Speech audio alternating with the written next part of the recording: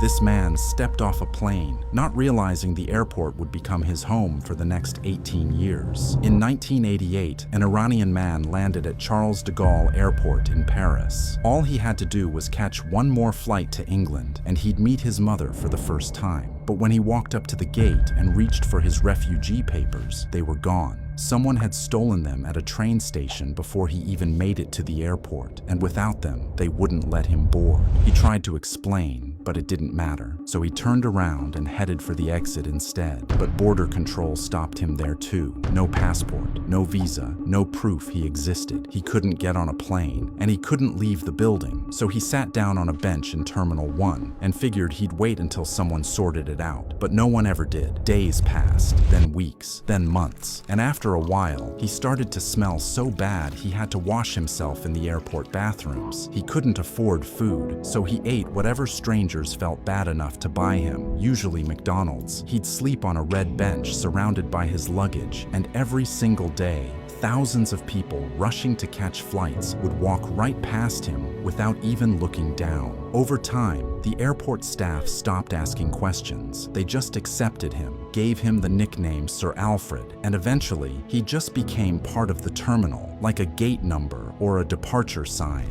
And for 15 years, that's exactly what he was. Just another fixture in Terminal 1. Until one day, a man by the name of Steven Spielberg heard his story. He paid him $250,000 and turned his life into a movie called The Terminal, starring Tom Hanks. And suddenly, the whole world knew the name of the man on the bench. But even after that, he still didn't leave. France offered him residency. Belgium offered him residency. He refused to sign the papers both times because they listed him as Iranian, and that wasn't who he believed he was anymore. Then, in 2006, after 18 years on that bench, he got so sick that they had to carry him out of the airport on a stretcher. It was the first time he'd been outside in nearly 2 decades. But as soon as he felt better, he did something no one ever could have expected. He walked right back into Charles de Gaulle, sat down in Terminal 2F, and on November 12th, he had a heart attack and died, right there in the only place that had ever felt like home. His name was Mehran Karimi Nasiri.